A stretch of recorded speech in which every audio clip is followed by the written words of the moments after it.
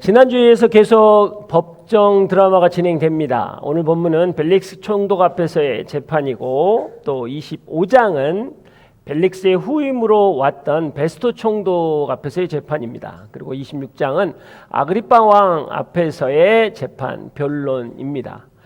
오늘 본문을 포함해서 앞으로 3편의 법정 드라마를 여러분 또 계속 보아야 합니다. 어떻게 보면 계속되는 재판 이야기에 조금 지루할 수 있습니다. 그러나 그 가운데에서 하늘의 별처럼 빛나는 보석 같은 하나님의 메시지가 있습니다. 그것을 발견하는 여러분이 되기를 주의 이름으로 축복합니다. 먼저 이 지난주와 더불어서 이 4번의 법정 드라마는 바울에게는 굉장히 반복되는 변론입니다. 그래서 어떻게 보면 지치고 힘든 시간일 수 있지만, 이것은 힘의 논리에 의해서 끌려가는 상황이 아니라 바울에게 주신 하나님의 언약이 이루어지고 있는 상황이라는 것입니다.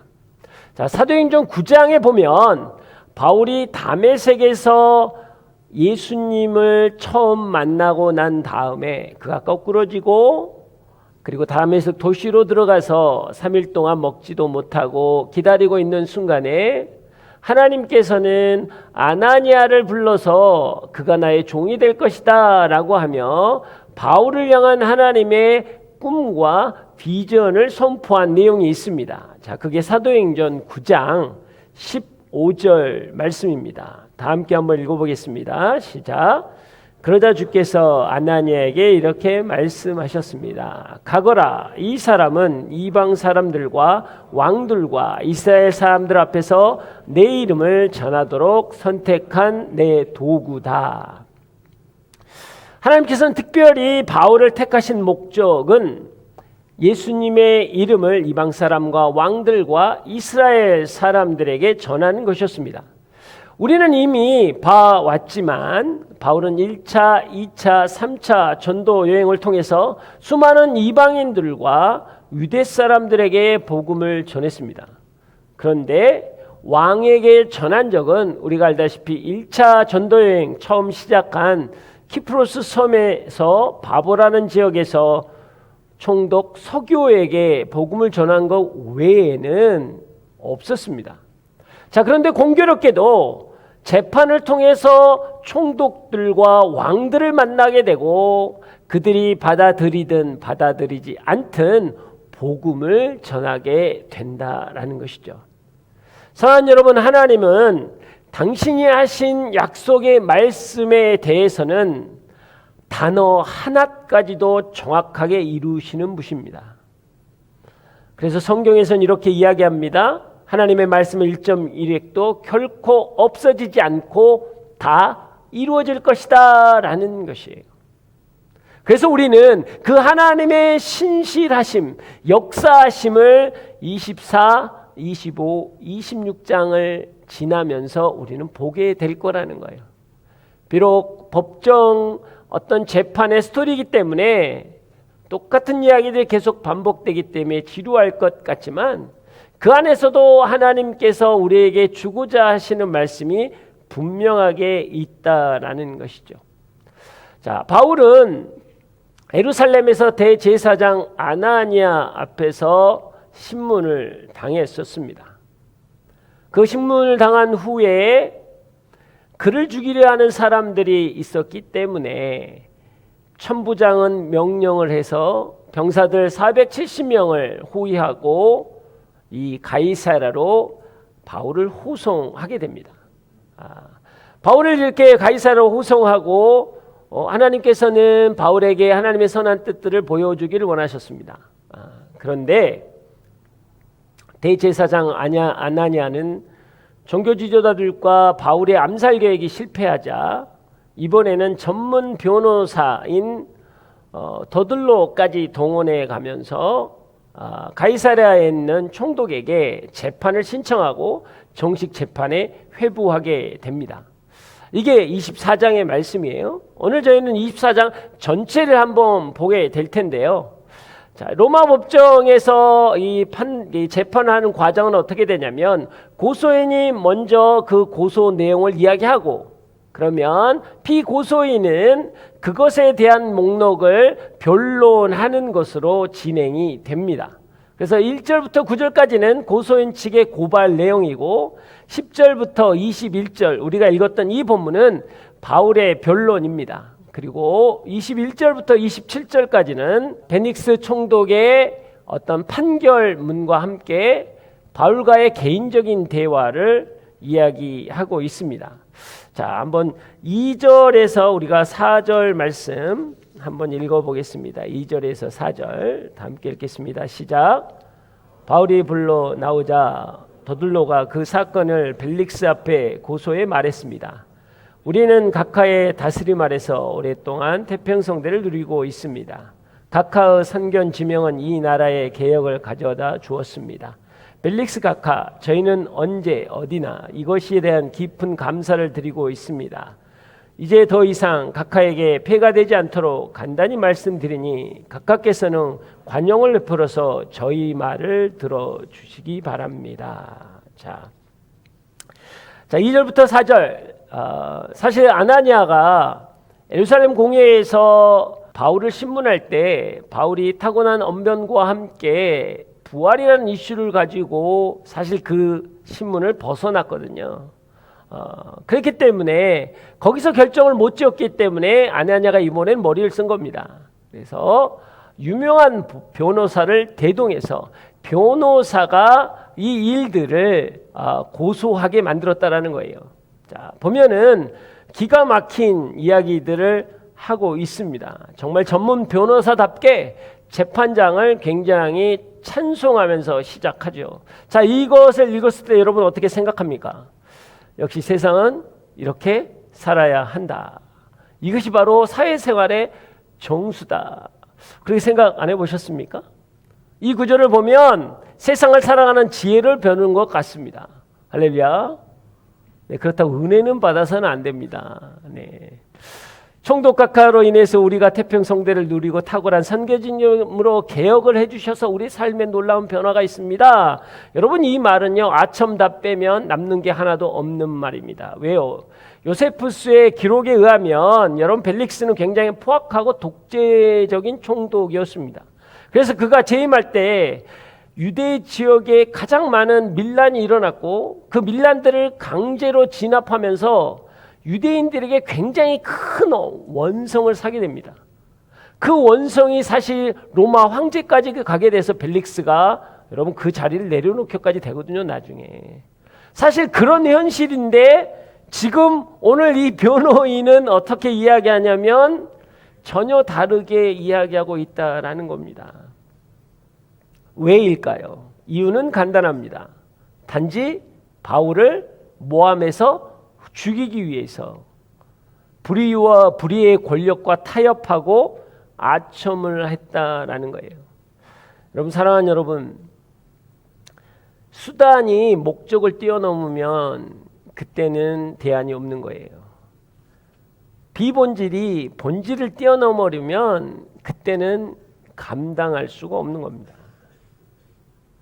여러분, 타락한 세상보다 더 위험한 게 뭔지 아세요? 타락한 종교입니다.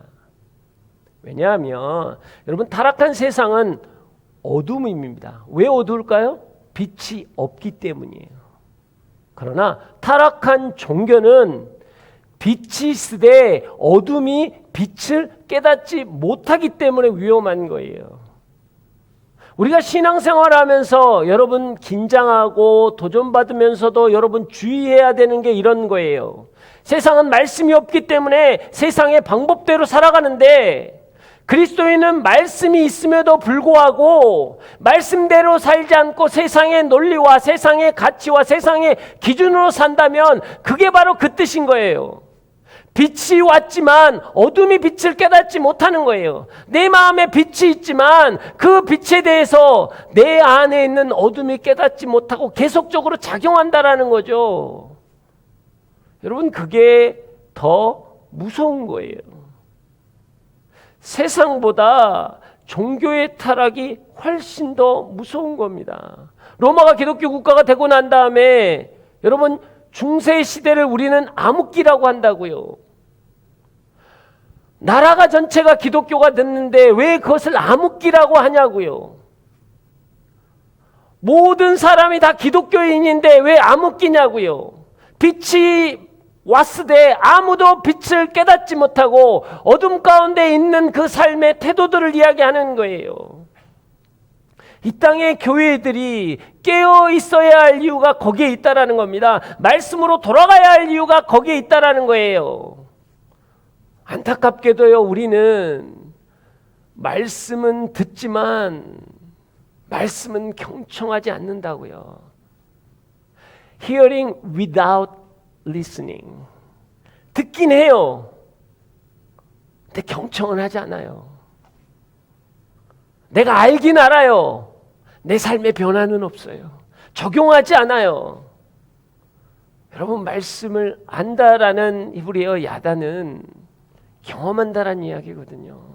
삶에서 내가 변한다라는 이야기거든요. 믿음이라는 것은 무엇입니까? 그 믿음이 나의 삶에 영향력을 미친다라는 거예요. 나는 무엇을 믿습니까? 말씀을 믿는 거잖아요. 그 말씀이 나의 삶에 영향력을 미치게 되는 것, 이게 바로 믿음이라는 거예요.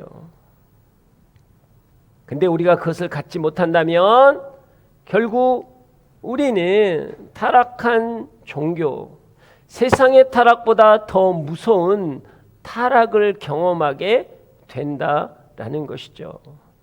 자, 그러면 바울의 고발의 내용은 무엇인가? 자, 5절에서 6절 말씀입니다. 5절에서 6절 다 함께 읽겠습니다. 시작.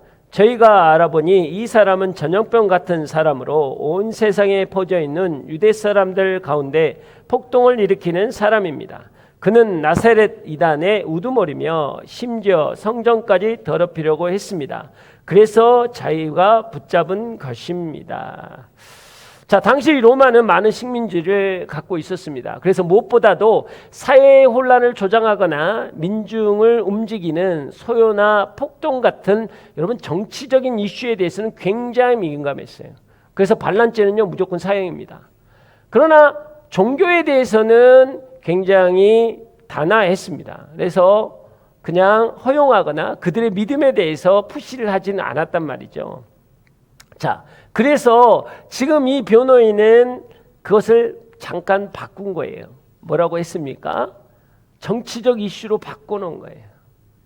굉장히 민감하게. 이거는 신앙적 이슈였고 종교적 문제였는데 정치적 문제로 살짝 바꿔놓습니다. 그리고 바울을 나사렛 이단의 우두머리다라고 표현하거든요. 여기서 이단이라는 원어적인 이야기는 뭐냐면 교파나 종파나 어떤 그런 세력을 당을 이야기하는 겁니다. 결국 이것은 무엇이냐? 바울은 나사렛 땅의 우두머리다라고 이야기하는 거예요. 그래서 한편으로는 종교적인 이단아이면서도 한편으로는 뭐예요? 정치적인 반역자다라고 있는 거예요. 반제국주의자고 반유대주의자다라고 지금 몰아가고 있는 것입니다. 이 더둘러는 바울을 반제국주의와 반유대주의라는 프레임을 씌워서 로마와 유대 사회에 위협이 되는 저항 세력이라고 지금 몰고 가는 거예요. 사랑하는 여러분, 여기서 우리는 사단의 실체를 정확히 볼 수 있습니다. 그들의 언어는 광명한 천사를 가정합니다. 앞에서 그러니까 이 재판장을 칭송했던 그 단어는 굉장히 광명한 천사와 같습니다. 그러나 그들이 본색을 드러냈을 때는 굉장히 간교하고도 교활하고도 왜곡을 시킨다라는 것이죠. 그래서 우리는 이것에서 여러분 민감해야 하는 겁니다. 우리는 세상 가운데서 지혜와 명철을 가져야 합니다. 뱀같이 지혜롭고 비둘같이 순결해야 되는 게 여기에 있는 거예요. 세상이 여러분에게 이야기할 때 여러분의 귀를, 여러분의 눈을 여러분이 항상 지켜야 하는 거예요. 아무거나 들으면 안 돼요. 아무거나 보면 안 돼요. 여러분 유튜브도 마찬가지입니다. 하나를 보기 시작하면 세상의 원리를 어떻게 만들어놨어요? 여러분 유튜브는요 가장 세상의 원리를 잘 적용해 놓은 거예요. 뭡니까? 여러분이 하나를 클릭하면 그게 알고리즘이 생겨서 계속 그거하고 똑같은 비슷한 것들이 계속 뜨게 돼 있는 거예요. 세상의 논리가 그거든요. 여러분이 죄를 하나 클릭하게 되면, 죄를 하나 짓게 되면 그거하고 비슷한 것들이 계속 나에게 들어오는 거예요. 왜요? 아, 저 사람은 저게 약점이구나, 저게 약하구나 해서 계속적으로 들어오는 거거든요. 감당이 안 되는 거예요. 한 번으로 끝나지 않아요. 여러분, 이게 세상의 원리예요. 우리는 그래요. 아니, 이번 한 번이면 괜찮겠지. 아니, 뭐 그냥 내가 어쩔 수 없었어요. 이번 한 번 아니요. 그렇게 끝나지 않아요. 유튜브는 그렇게 끝나지 않잖아요. 여러분들이 원하지도 않는데 그거하고 똑같은 게 또 떠요. 보게 되는 거라고요. 그러면 어떻게 됩니까? 그게 진리처럼 느껴지는 거예요. 그게 사실처럼 느껴지는 거예요. 여러분, 그 theory예요. 여러분, 론이라는 거예요. 론. 무슨 론? 무슨 론. 여러분, 이걸 잘못 착각하면 우리는 그것이 진리인 것처럼 우리가 인식이 된다라는 겁니다. 그렇게 되면 어떻게 돼요? 파가 생기고 당이 생기는 거예요. 이게 여러분 세상의 논리라는 거예요. 보는 것을 조심하십시오. 듣는 것을 구별하십시오. 그렇지 않으면 세상에서 들어온 어둠을 우리가 막을 수가 없어요. 핸드폰을 키는 순간 들어오기 때문에. 여러분의 시선을 자극하는 것들이 뜨기 때문에. 그래서 여러분, 항상 구별된 삶을 사시기를 주의 이름으로 축복합니다. 복음의 선한 영향력을 전염병이라는 프레임을 쓰이고 사람 안에 일어나는 변화를 선동이나 폭동이라고 매도하는 겁니다. 사실 그 당시에 복음은요, 마치 전염병처럼 굉장히 무섭게 번져나가긴 했습니다. 예루살렘에서 시작했던 복음은 온 유대와 사마리아와 그리고 아시아와 전 유럽에 걸쳐서 빠른 속도로 퍼져나갔고, 그게 20년도 안 돼서 엄청난 속도로 퍼져나가는 거예요. 그래서 어둠은 그거에 대해서 굉장히 두려웠던 것입니다. 사랑하는 여러분, 복음은요, 영향력인 거예요. 우리 안에 생명의 복음이 있다라고 하면요, 내가 머무는 자리에, 내가 만나는 사람, 내가 접촉했던 사람들, 내가 있던 그 자리에 하나님의 놀라운 영향력들이 일어나야 하는 거예요. 사랑이, 평화가, 기쁨이, 간사가 전염되어져야 한다라는 거예요. 근데 만약에 우리가 그 자리에서 있으나 마나 하는 존재라면, 내가 그리스도인이면서도 그냥 있으나 마나 한 존재예요. 믿지 않는 저 사람과 내가 같이 있는데 아무런 비교가 되지 않는다고 한다면, 이건 여러분, 우리 정말 여러분이 긴장하셔야 되는 거예요. 우리는 있으나 마나한 존재가 아니거든요. 복음은 여러분 영향력이거든요. 복음은 생명이거든요. 그 복음이 내 안에 들어와 있잖아요. 들어와 있다면 반드시 여러분 전염이 되어져야 하는 거예요. 그 사람을 전염시키는 거예요. 여러분, 왜 전혀 우리가 코로나도 경험해봤지만 왜 그렇게 무섭나요? 특별하게 안 해도 공기 속에서 그냥 같이 밥 한 번 먹었는데 걸리는 거잖아요. 여러분, 그게 전염병이잖아요. 복음의 영향력은 그런 거예요. 내가 그 자리에 있음으로써 그 사람의 태도와 그 사람의 어떤 언행 때문에 영향력이 흘러가는 거예요. 여러분, 그렇게 살아가고 계십니까? 여러분의 태도와 여러분의 언어 때문에 그 공동체가, 그 조직이, 그 모임에 영향력이 흘러가고 있냐라는 거예요. 이게 복음의 능력이라는 거예요. 이거를 잃어버린다면 다 잃어버린 겁니다. 그걸 잃어버리고 난 다음에 교회가 선택한 게 뭐예요? 전도 집회잖아요. 교회로 불러와라. 교회로 불러와라. 근데 저희가 수많은 전도 집회를 해봤지만 50명, 100명이 와도 여러분 교회에 랜딩하는 사람은 10명도 안 돼요. 그렇게 해서 바뀌지 않습니다. 그 한 번 와가지고 바뀌는 게 아니에요. 여러분의 삶의 자리에서 영향력이 흘러갈 때 여러분 놀라운 역사가 일어나는 것입니다. 그 은혜가 여러분을 살리길 주의 이름으로 축복합니다. 자, 10절에서 21절까지는 여러분 바울의 변론입니다. 우리가 이미 읽었지만 바울의 변론은 여러분 더블로의 변론과는 차원이 다른 변론을 합니다. 굉장히 정확하면서도 사실만을 이야기하는 간결함이 그 안에 있다라는 거예요. 그럼 복음은요, 진리는 복잡하지 않습니다. 10절에서는 바울이 뭐라고 했냐면 재판관을 인정한 말을 시작합니다. 그도 또한 재판관을 인정해요. 그러나 사실만 이야기하거든요. 총독께서 이 지역에 오래 계셨기 때문에 잘 아실 거라는 신뢰감을 가지고 나는 오늘 변론을 하는 것을 기쁘게 생각합니다 라고 시작합니다. 지극히 사실적인 거예요.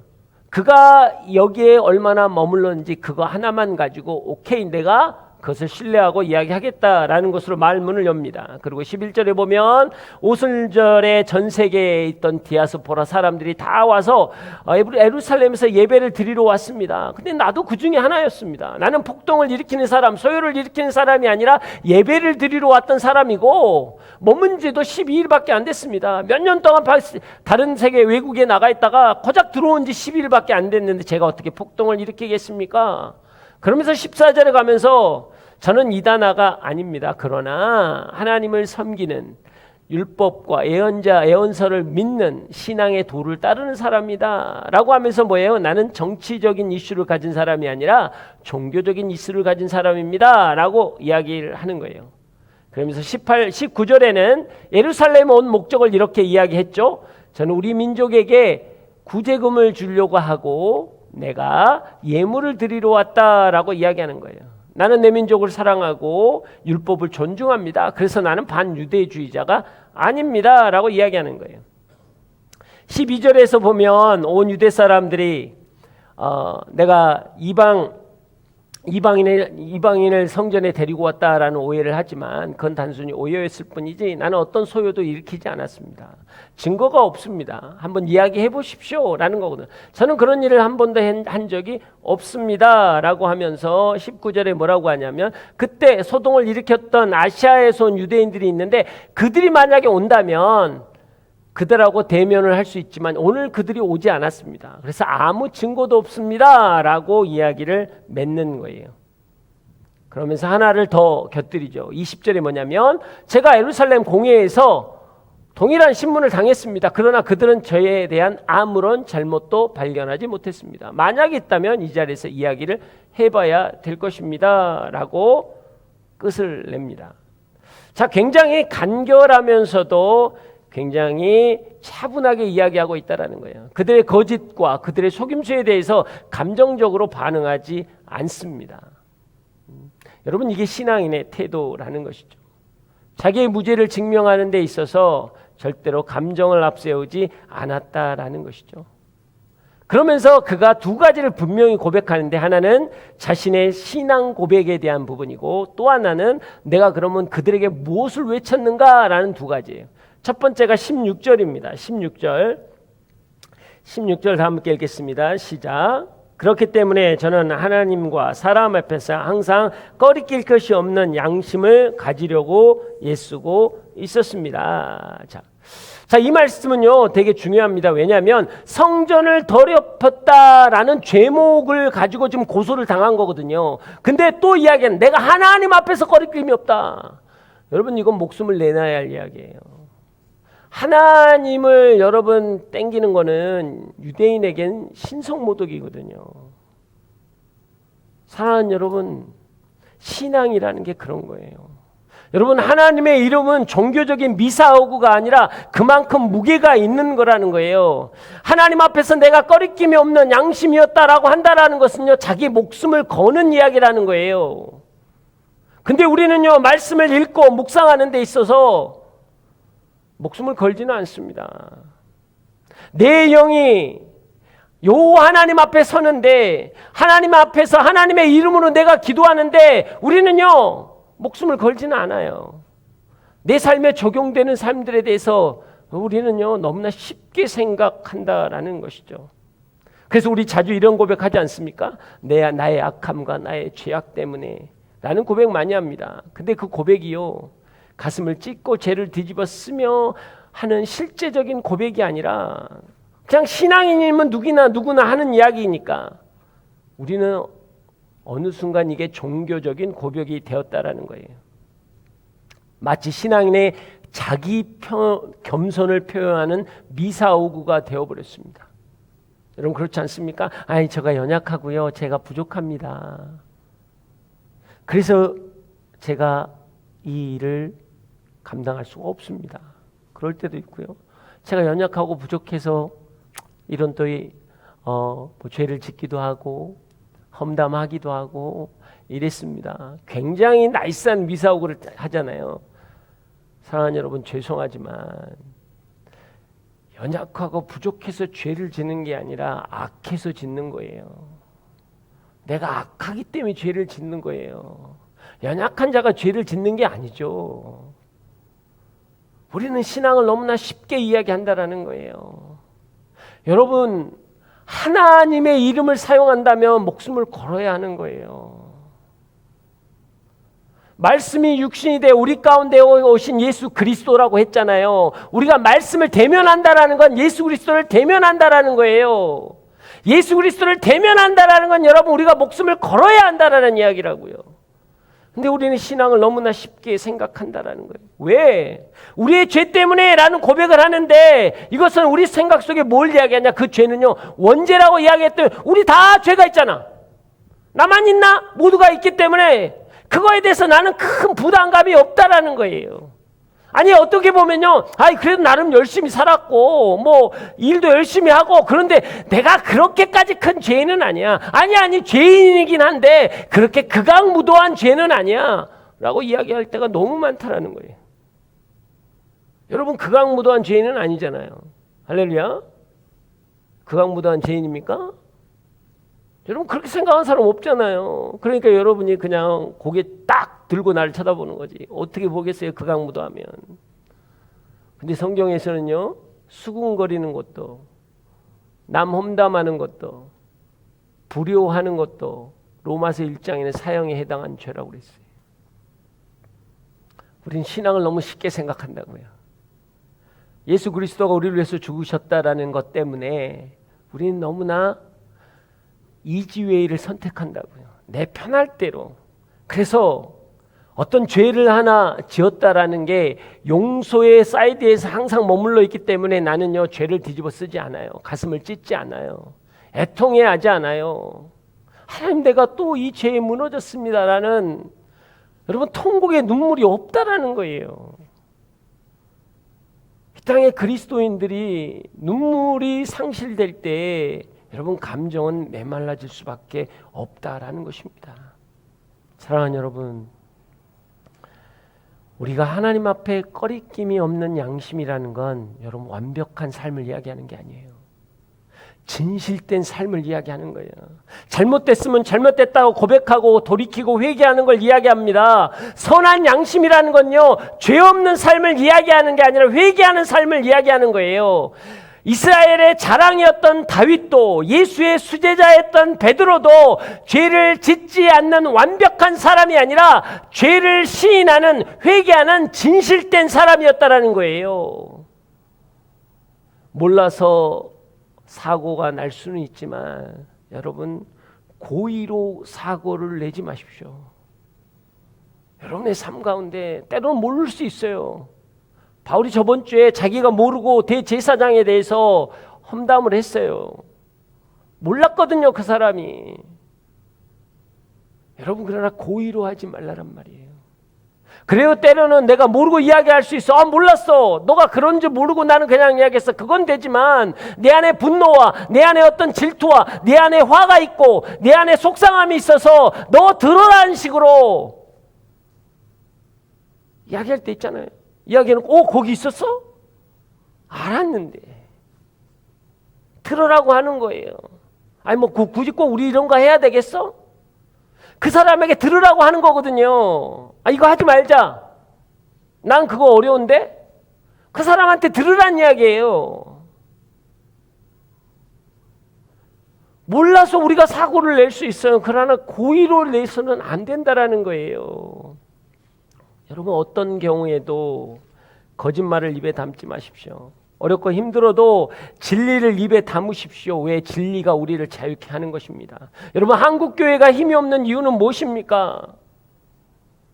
성도가 없거나 건물이 없는 게 아니라 돈이 없는 게 아니라 양심에 꺼리낄 것 없는 거룩함이 없기 때문이에요. 진실함이 없기 때문입니다. 우리는 이미 몇 차례 기독교 대통령도 뽑아봤고 수많은 국회의원이 그리스도인입니다. 그러나 정치는 다르다고 이야기하죠. 그들이 거룩을 잃었기 때문입니다. 그들에게만 책임이 있을까요? 그리스도인이 삶의 자리자리마다 선교사로 파송되어 있지만 그 자리에서 선교사가 선교사의 기능을 하지 못할 때 복음은 전해지지 않는 것입니다. 우리는요, 이 땅에서의 선교사의 삶을 살아야 돼요. 그럴 때 하나님의 놀라운 역사가 있는 거예요. 그러면 내 언행에 대해서부터 우리는 태도를 바꿔야 하는 것이죠. 여러분, 그 은혜가 그리고 그 결단이 여러분을 살리길 주의 이름으로 축복합니다. 자, 21절 말씀 한번 보겠습니다. 21절 다 함께 읽겠습니다. 시작. 저는 다만 이 사람들 앞에 서서 내가 오늘 여러분 앞에 재판을 받는 것은 죽은 사람의 부활에 대한 문제 때문이라고 한마디 외쳤을 뿐입니다. 자, 이 이야기, 그러니까는 내가 그들에게 뭔 이야기 하냐면 지금 뭘 이야기하냐면 예수님의 이야기를 한 거예요. 뭐예요? 오늘 여러분 앞에서 재판을 받는 것은 죽은 사람의 부활에 대한 문제 때문입니다. 이 죽은 사람의 부활은 누구예요? 예수 그리스도를 이야기하는 거거든요. 유대인들은 예수님이 죽은 것에는 인정을 합니다. 그러나 예수님이 부활한 것은 인정하지 않습니다. 그래서 반박하고 고소하는 거거든요. 근데 그럼 바울이 왜 이야기를 했냔 말이에요. 바울이.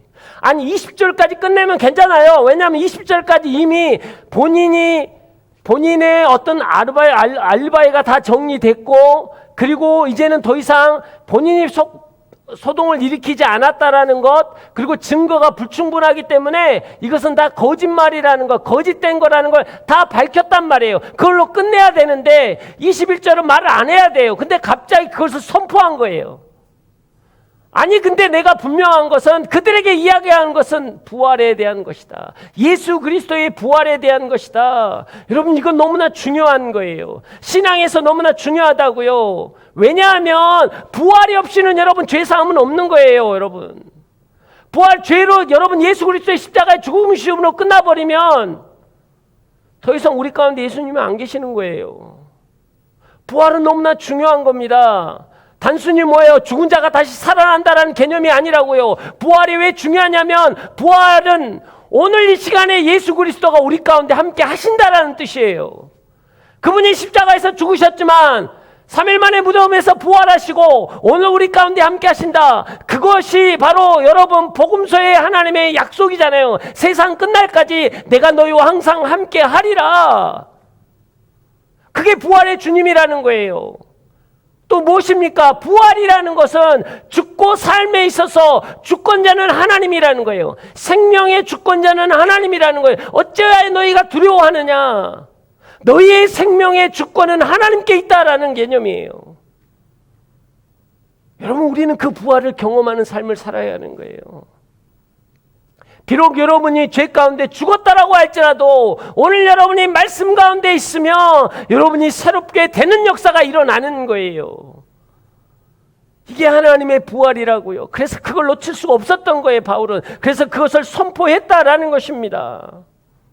여러분 그걸 붙잡고 우리는 나아가야 돼요. 오늘 이 시간에 주님이 살아계심을 믿으십니까? 여러분 이게 부활신앙이라고요. 여러분의 삶의 자리에 오늘 주님이 계신다고요. 여러분의 인생을 붙잡고 계신다고요. 이것을 붙잡고 나아갈 때 우리 안에 능력이 나타나는 것입니다. 자, 근데 이 고백, 변론에 의해서 벨릭스의 판결이 조금 당황스러운 게 있습니다. 자, 벨릭스의 판결 22절에 23절 한번 읽어보겠습니다. 22절에 23절 시작.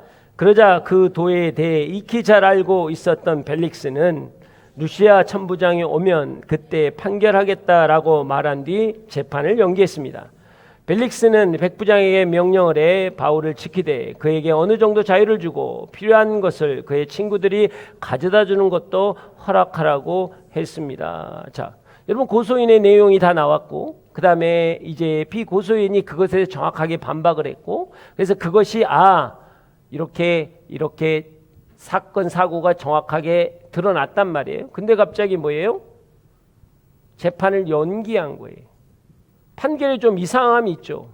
왜요? 고소 내용에 대해서 전혀 근거가 없고 증거가 없단 말이에요. 그러면 일반적으로 제가 뭐 법을 잘 모르지만 일반적으로는요 이게 기각되는 거거든요. 왜? 이걸 구속할 구속력이 없는 거예요. 아니면 증거가 없기 때문에 여러분 이거는 무죄의 판결이 나와야 하는 거예요. 근데 판결을 연기해 버렸다라는 거예요. 또 더 재밌는 건 자유는 또 주라는 거예요. 친구들에게 뭐 필요한 거 있으면 친구들에게 이야기해서 다 할 수 있게 하고 그렇게 하라는 거예요. 그러면서 뭐예요? 감금이나 투옥이 아니라 군인들로부터 좀 지키게 해라고. 그 사람을 잘 지키게 해달라고. 자, 이렇게 판결이 난 겁니다. 자, 이것은 뭘까요? 저는 이 가운데 참 하나님의 크신 은혜가 얼마나 큰지를 다시 한번 느꼈습니다. 이번 판결 자체는 납득하기 어려운 판결이에요. 하지만 이 안에 하나님의 섭리가 들어있다는 사실입니다. 왜일까요? 만약에 이게 기각되거나 만약에 무죄로 풀려나게 되면 어떻게 돼요? 지금 밖에는 40여 명이 넘는 사람들이 먹지도 않고 마시지도 않고 바울을 죽일 때까지는 먹지도 마시지도 않겠다라는 거예요. 자, 바울이 나가면 로마로 가기 전까지는 살해 위협을 느끼면서 살아가야 하는 형편입니다. 근데 지금 바울은 뭐예요? 좀 자유롭게 내비두고 만날 사람 다 만나고 군사들이 지키고 보호해 주라는 이 상황. 자, 비록 그가 아직도 연약하고 부족한 자일 수 있지만 믿음의 눈으로 보면 뭐예요? 모든 사람이 지금 바울 중심으로 돌아가고 있다는 거예요. 그럼 이걸 잘 아셔야 돼요. 보세요. 예루살렘에서 가이사라 이송했잖아요. 40명이 죽이려고 해서. 그래서 이송했단 말이에요. 근데 만약에 아나니아하고 여러분 장로들이 쫓아와서 소송을 걸지 않았다면 여러분 바울은 그냥 풀려났을 거예요. 뭐 별게 없으니까요. 자, 유명한 변호사를 선임하지 않고 어리버리한 사람이 붙었다면 바울의 논리에 깨져가지고 그냥 풀려났을 거라는 거예요. 그렇잖아요. 자, 벨릭스가 돈을 요구하는 여러분 그런 탐욕적인 관리가 아니었다면 이 사람은 진실되다 풀려났을 거란 말이에요. 여러분 우리의 삶이 그래요. 왜 그냥 잘해서 가이사를 이송 왔는데 왜 그들이 따라왔어? 내 인생이 왜 그래? 그리고 왜 대단한 사람 붙여갖고 난 더 어렵게 만들지? 그리고 해필이면 왜 나를 하는 재판관이 왜 저렇게 불의한 탐관오릴까? 나는 내 인생에서 죽으라고 한다고 이야기할 거라고요. 분명히 그럴 거라고요. 바울의 입장에서는 그러죠. 이게 말이 되냐고. 아니요. 하나님의 입장에서는요. 섭리라고요. 그들이 그렇게 하지 않았다면 바울은 풀려났을 거고 그 살해 위협에 여기저기 도망다녀야 되는 인생이 되었을 거라는 거예요. 근데 하나님은요. 그렇게 하지 않았어요. 여러분 군사들을 지키게 하면서 여러분 가이사랴 가보셨습니까? 지중해 여러분 완전히 파라다이스예요. 멋있는 해변이 있다고요. 거기서 여러분 자유롭게 살았다니까요. 할렐루야. 2년 동안이나 먹여주고 재해주지 보호해주지 지켜주지. 사랑하는 여러분, 여러분의 삶에서 만약에 본의 아니게 내 뜻하고 상관없이 어려움 속에 있는 사람들이 있습니까? 앞뒤로 갈 수 없는 우격다짐을 당해서 매여 있는 것처럼 느껴지는 사람들이 있냔 말이에요. 그 가운데 여러분 하나님이 계십니다. 믿는 자에게는요, 그것은 갇힌 게 아니라 하나님이 보호하신 거예요. 우리는 갇힌 게 아니라 보호하심이란 말이에요. 그게 우리한테는 아픔일 수 있어요. 더 나아가려고 했는데 바울이 2년이었으면 교회도 많이 세우고 수많은 사람 돌아왔겠죠. 그렇게 계산하면 안타까운 것 같지만 아니요. 사실 우리가 알잖아요. 1차, 2차, 3차 전도여행을 통해서 바울은요 돌에 맞고 채찍에 맞고 감옥에 갇히고 수많은 힘들고 어려운 일들, 영이나 육이나 지치고 상한 게 너무나 많았다고요. 지금 하나님은 바울을 쉬게 하시는 거예요. 로마로 가야 하니까. 순교자의 길을 걸어가야 하니까 하나님이 지금 쉼을 주시는 거라고요. 그게 감옥 같지만 하나님 그에게 쉼터를 주신 거란 말이에요. 근데 우리는 감옥으로 묵상한다고요. 여러분의 직장에, 여러분의 가정에, 여러분의 삶의 터전이 감옥으로 묵상되는 순간 하나님은 안 계시는 거예요. 내가 하나님 앞에 붙들리는 자라면 우리는 다른 거예요. 여러분 갇힌 자가 아니고 보호받는 자거든요. 하나님이 눈동자처럼 보호하실 거라는 거예요. 여러분 그것을 믿으십니까? 여러분 요셉이요 형들에게서 팔려갔어요. 팔려갔다 그의 기도 제목이 뭐겠냐고요. 하나님 아버지의 집으로 돌아가고 싶어요. 아버지의 집으로 돌아가고 싶어요. 그래서 노력하고 자기가 해서 아버지 집으로 돌아갔다고 생각해 보세요. 여러분 야곱이 죽으면 형들한테 요셉은 죽임 당합니다. 그렇잖아요. 죽이려고 했다가 걔가 살아 돌아와서 아버지가 힘들었다고 생각해서 얼마나 분노가 더하겠어요. 아버지가 죽고 나면 반드시 안갚음을 했을 겁니다. 그걸로 끝나는 거예요. 그냥 인생 끝. 요셉이 지금 보디발 장군의 집에서 노예로 있는 건 갇힌 데고 또 열심히 살았지만 겨우 감옥에 들어가면 갇힌 자고 아니요. 하나님은 요셉을 보호하신 거예요. 형들의 손에서 보호하시며 하나님의 선한 일 가운데를 이끌어가고 계시잖아요.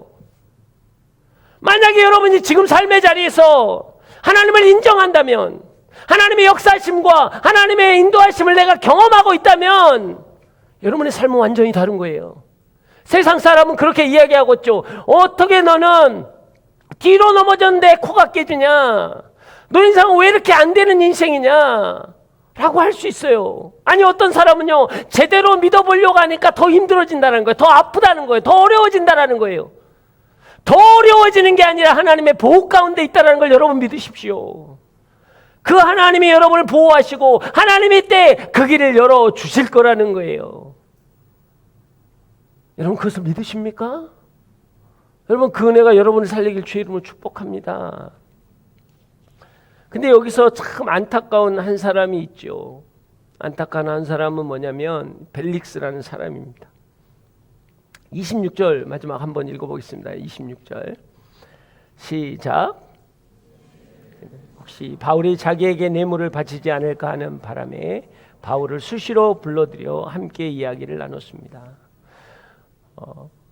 25절에 우리가 읽지 않았지만 25절에 보면 바울이 정의와 자기 절제와 다가올 심판에 설명하자 벨릭스는 두려워하며 말했습니다. 이제 됐다. 가도 된다. 내가 편한 시간에 다시 부르겠다. 이 이야기거든요. 참 뭐냐면 말씀이 증거됐더니 이가 두려워했어요. 염려했어요. 벨릭스가 얼마나 안타까우냐면 그가 수시로 바울을 불렀거든요. 바울에게요 2년 동안 성경 공부를 받은 거예요. 사실은 말씀을 들은 거예요. 근데 여러분 벨릭스는 바뀌지 않습니다. 할렐루야. 자, 여기 저한테 2년 이상 설교 들은 사람 손 한번 들어보세요. 나는 2년 이상 이 설교를 들었다. 할렐루야. 많지가 않군요. 요렇게 드는 건 자신이 없는 거죠 지금. 네, 내리세요. 이 사람들은 꼭 변했기를 주의 이름으로 축복합니다. 변했기를. 벨릭스는 변하지 않았어요. 그리고 당황스럽게 뭐냐면 두려워했다가 어떻게 표현이 됩니까? 자기가 이 사람이 나에게 뭔가 돈을 줄까 봐 계속 기대했다라는 거예요. 자, 구원의 길을 돈을 버는 기회로 바꿔버렸다라는 거예요. 그는 진심이 아닌 선심이었다라는 겁니다. 사랑하는 여러분, 구원받을 기회를 돈을 버는 기회로 바꾸지 마십시오.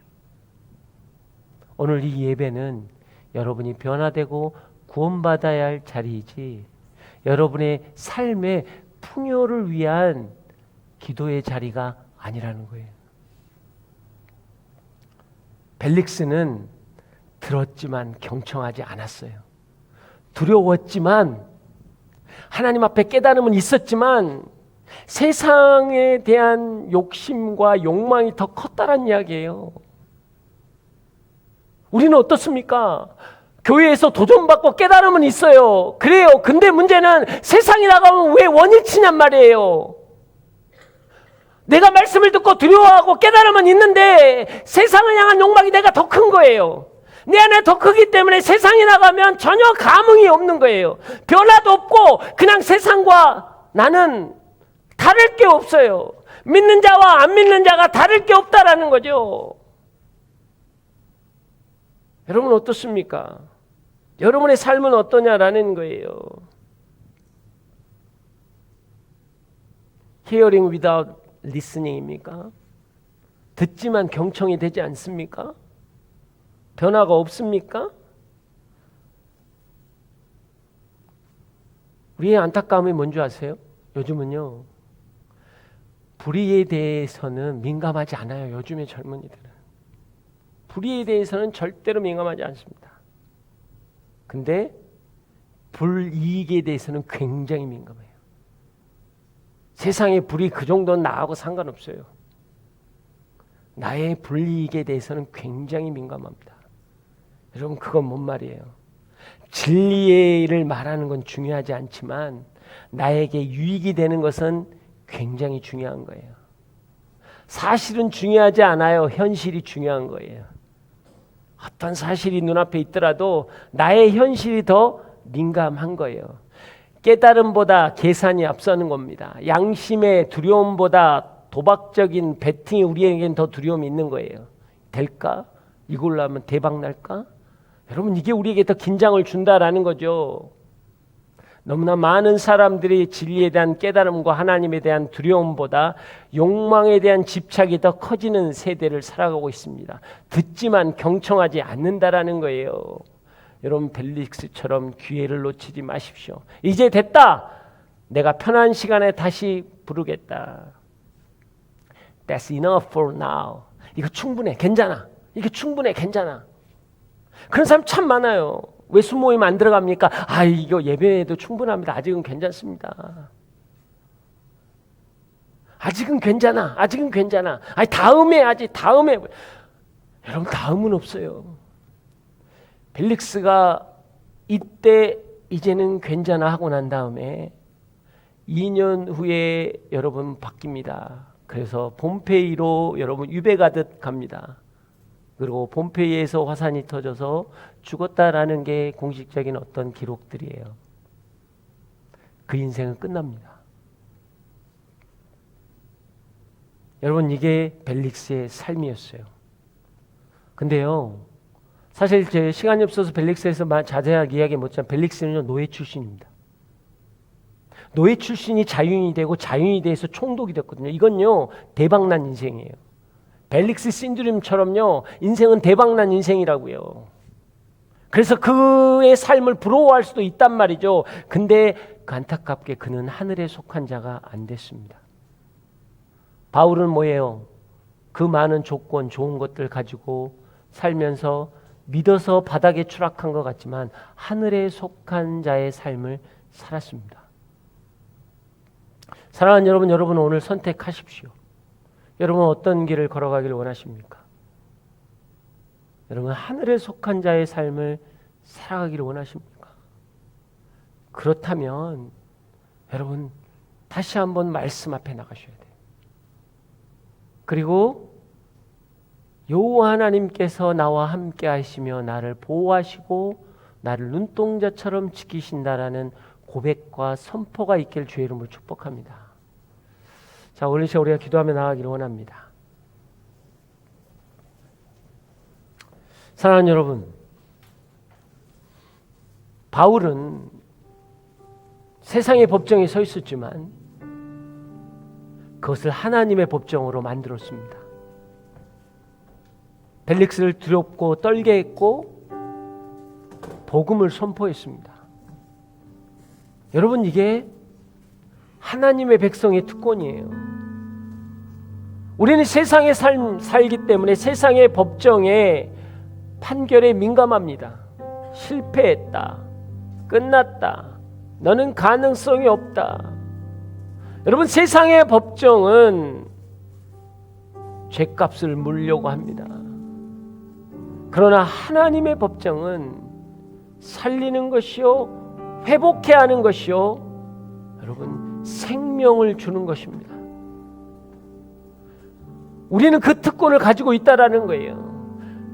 세상의 법정을 하늘의 법정으로 만드는 특권을 가진 자로 살아가야 한다라는 것입니다. 왜요? 우리 안에 복음이 있기 때문이에요. 하나님, 이 복음을 통해 내 인생이 회복되는 놀라운 역사가 있게 하여 주시옵소서. 믿음으로 선포하며 나아갈 때 하나님의 보호하심 안에 있는 여호와 이레를 경험하고 여호와 삼마, 여호와 니시를 경험하는 하나님의 거룩한 백성 되게 하여 주시옵소서. 다 함께 주여 외치고 기도합니다. 주여.